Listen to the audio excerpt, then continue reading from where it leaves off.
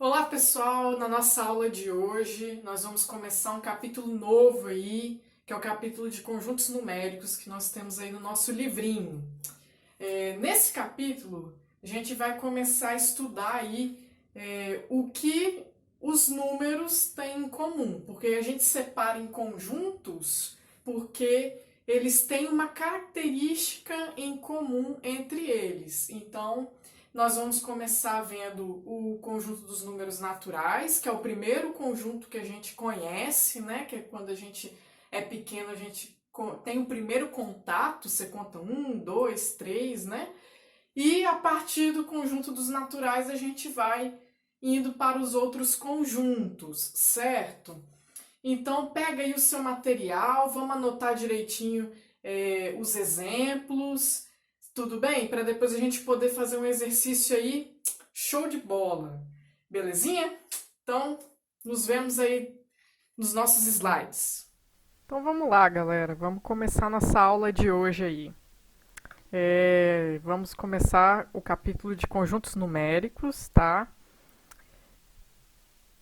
E é o seguinte, desde muito tempo, a humanidade se preocupa em quantificar os objetos, as coisas, né, o que ele tem na mão aí na natureza. E essa preocupação de quantificar foi fundamental para que a evolução dos números acontecesse, né? A partir dessa ideia de você contar com pedra, com ossos, com desenho, com os dedos, igual era antigamente, né? Usava-se essas coisas, que a gente começou aí a evoluir, certo? Dentro da matemática. Isso foi fundamental aí para que a gente chegue ao que nós conhecemos hoje, né? Os conjuntos numéricos, que é o estudo dos números, tá? É a teoria dos números que a gente vai ver aqui agora. E o primeiro conjunto que você estudou não tem muito tempo, né? É o conjunto dos números naturais. Na verdade, a gente é bem familiarizado com esse conjunto porque é o primeiro que a gente aprende desde pequenininho. A gente aprende a contar 1, 2, 3, 4, 0, né? Então, o conjunto dos números naturais são os números inteiros, positivos, não tem vírgula, tá? São os números bonitinhos, os primeiros que você aprendeu a trabalhar, né? Quando você ia somar lá no sexto ano, você somava só os números naturais, somar, subtrair, né? É, e o zero, como ele apareceu na história da humanidade um tempo depois, a gente criou aí uma forma de dizer quando o número não está com zero, tá? A gente usa aí esse asteriscozinho aí para mostrar que o zero não está no conjunto, tá? O conjunto dos números naturais, a gente usa esse N aqui para representar o conjunto, é um N com duas barrinhas aqui no meio, tá? Quando eu ponho só o N, 0, 1, 2, 3, 4, 5, 6, vai embora, ele é infinito, né? Infinito positivamente. Você vai ter aí o 10, vai ter o 100, vai ter o 1000, vai ter 1.300.000, vai ter um monte de número. E quando você põe um asteriscozinho, você está falando aí dos naturais sem o zero, tá bom? Beleza. Só que aí, qual é o problema do conjunto, né? Que a humanidade teve que lidar aí com o conjunto dos números naturais? Porque ele é limitado, né? Se eu perguntar para você quanto vale 3 menos 4, o conjunto dos naturais não consegue responder essa questão. Por quê? Porque se você tem 3 e tira 4, não tem como, né, dentro do conjunto dos naturais.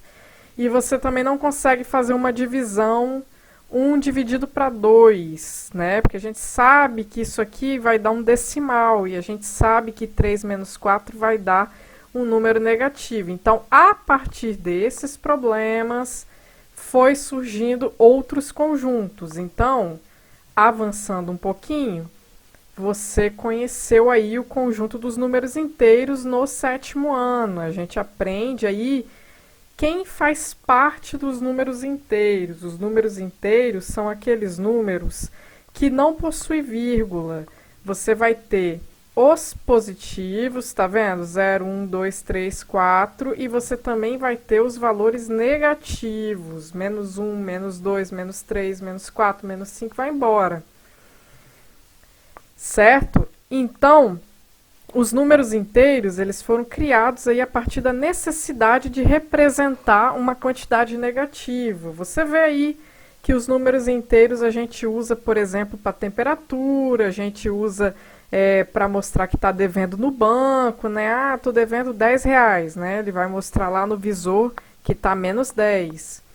E os inteiros também a gente usa aí o sinalzinho de asterisco para mostrar que o conjunto está sem o zero, tá vendo?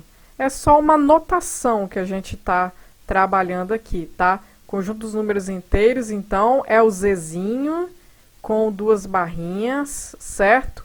E quem faz parte dos números inteiros, você pode observar aí que tem esses números aqui que são os naturais e tem também os inteiros. Então, eu fiz essa representação aqui para mostrar que você tem os naturais e os inteiros. Quem faz parte dos inteiros? Os naturais e também os negativos. Então, é como se os números naturais estão dentro do conjunto dos inteiros. A gente chama o natural de um subconjunto dos inteiros, entendeu? Está dentro. Ou fala que os naturais está contido nos inteiros. Belezinha? Ah, é bom a gente lembrar, né? Se eu colocar aqui uma retinha numérica, né? Que para a direita a gente sabe que é positivo.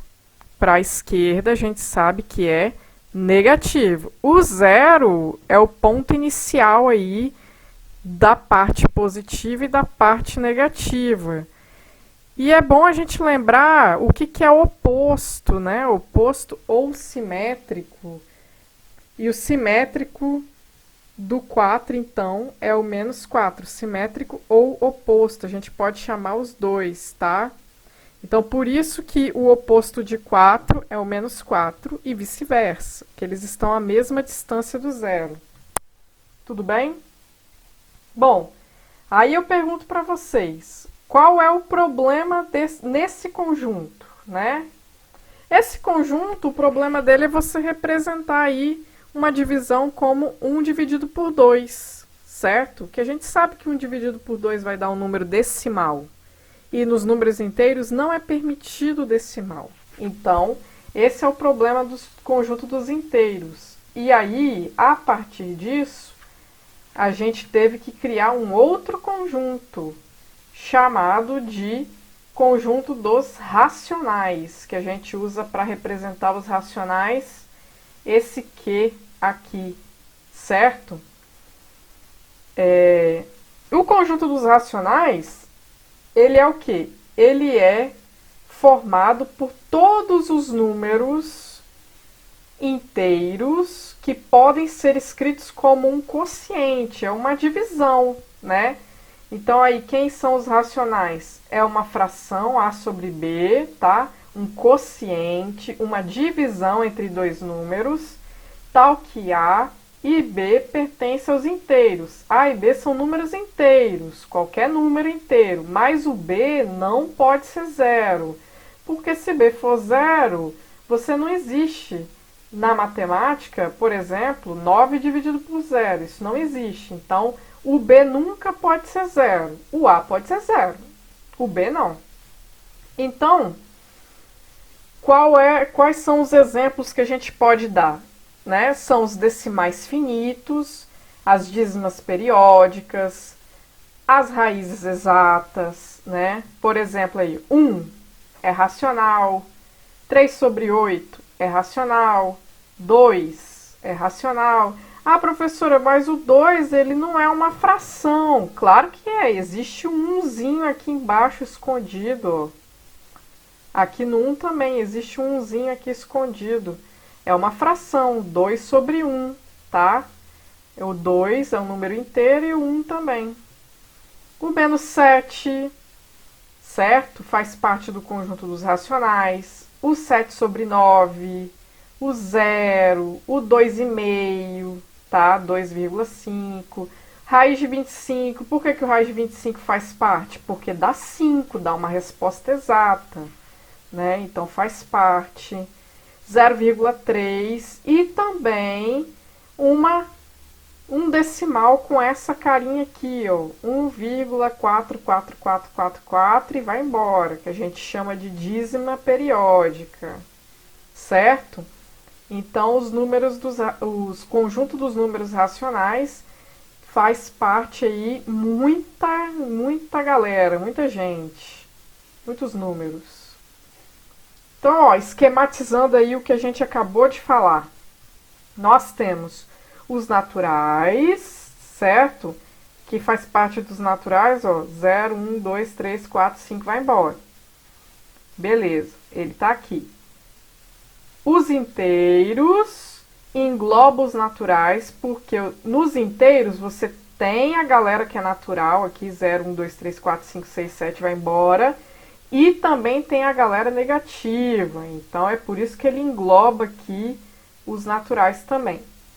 E os racionais aqui, ele pode ser toda a galera que é natural, toda a galera que é inteira, mais a galera que pode ser escrito como fração, né? Todos os números podem ser escritos como fração, então é mais aquela galera também que é decimal, né?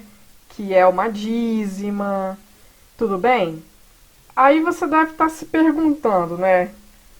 Qual é o problema desse conjunto, né? Existe algum número que não faz parte desse conjunto, certo?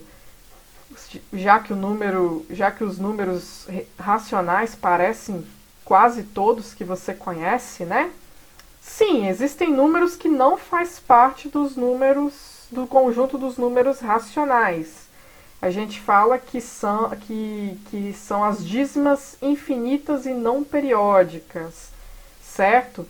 São aqueles números que é decimal, mas que é infinito depois da vírgula, é infinito e não segue um período, ou seja, não repete sempre os mesmos números, tá vendo? Eu botei aqui como exemplo um raiz de 2. Raiz de 2, ó, é 1,41, 42, 13, 5, 6, 2, 3, 7, 3, 1. Tá vendo? Não repete ninguém. Cada vez vai vindo uns números diferentes. Isso é infinito e não periódico. Então, não faz parte do conjunto dos racionais aqueles números que não podem ser escritas como frações, como, por exemplo, raiz de 2, raiz de 5, raiz de 7, que são raízes não exatas, né? E outros números aí que a gente vai falar depois, porque esse conjunto a gente vai falar ele na outra aula. E aí, nas nossas próximas aulas, a gente vai ver os próximos conjuntos, tá? Os irracionais, né? Que vai ser aquele pessoal que os racionais não contemplam, que são as dízimas infinitas e não periódicas. E os números reais, na nossa próxima aulinha aí. Beleza? Espero que tenham entendido, galera, que possa servir aí para vocês, para fazer os nossos queridos exercícios. Qualquer dúvida, estamos disponíveis no AVA e até a próxima aula. Beijos, beijos.